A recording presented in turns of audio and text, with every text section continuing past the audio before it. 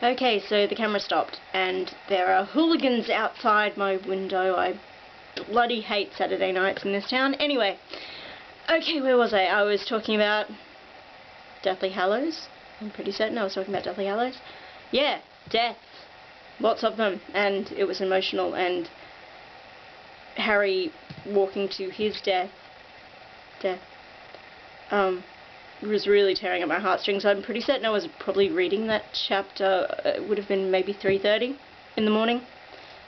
I think with the 5th, 6th and 7th novels, I had a tendency to do all-nighters with them, because that's just what you do. Also, you tried to avoid spoilers, because there were, I just had a memory of, which novel? It was the 5th one. A friend of mine rang me up whilst reading, Order of the Phoenix, and didn't say anything else. I picked up the phone, and all he said was, "Sirius dies," and then he hangs up.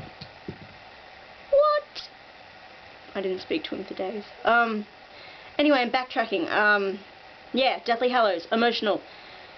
And stuff happened, even though a lot of my theories weren't met, it was still cool, and even though certain things that I had really been counting on to occur or to be revealed weren't, like, maybe I'm the only one in the universe who thought this, but I was honestly convinced that Sirius was gay and had been in love and infatuated with James.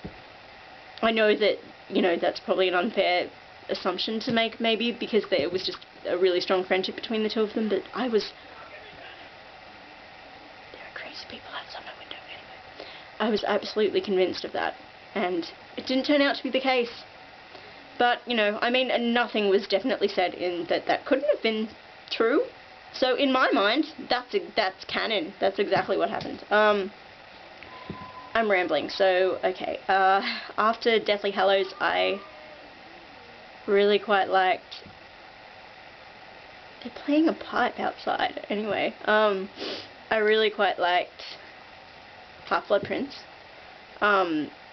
Easily the thing I enjoyed the most about reading that novel was all of Tom Riddle's backstory, of which, I knew it was going to happen, but I was really peeved that wasn't given more screen time in the film.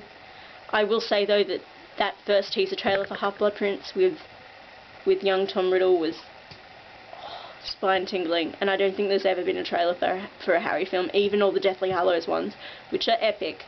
I don't think any other trailer for the Harry series has made me as excited as that one did. That was brilliant, and I still love to watch it and think that's...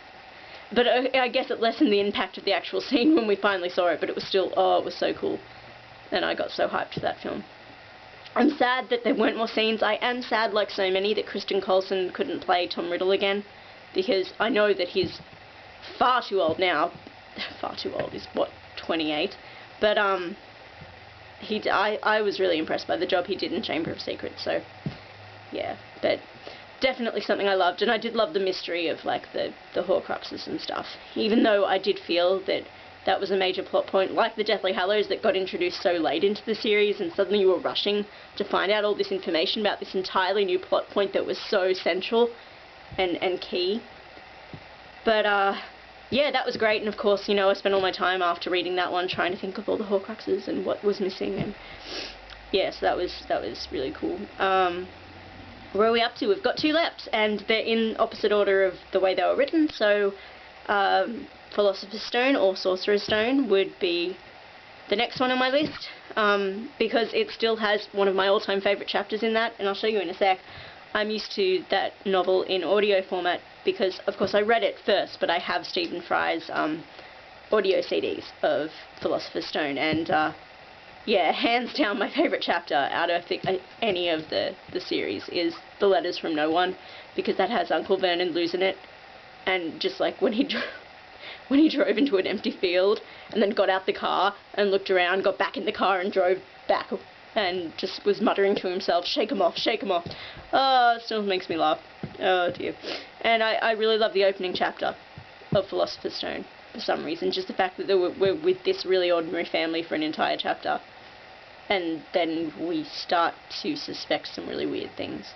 But the fact that it just begins really mundane and ordinary and casual and then like dark stuff starts to seep in, and I don't know, it was just really, really, really well crafted. Good on you, Joe Rowling. And then of course the final one, Chamber of Secrets, has never been my favourite book, and I can't explain why. And was my least favourite of the films too. It just didn't, I don't know. I mean, looking back on it now, probably especially since Half-Blood Prince, I enjoyed reading it more, but for whatever reason it just, I don't know, maybe it was Gilderoy Lockhart. Maybe that was pissing me off at the time.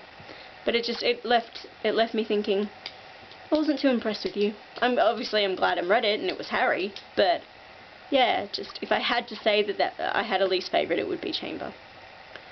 What else to talk about?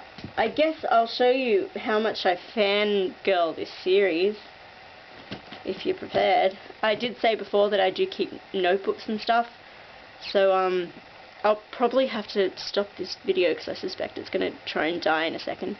So my next section of utter nonsense is going to be my journals and my other Harry stuff that sits down here. So if for whatever reason you've been watching these videos, keep on watching and see the crazy.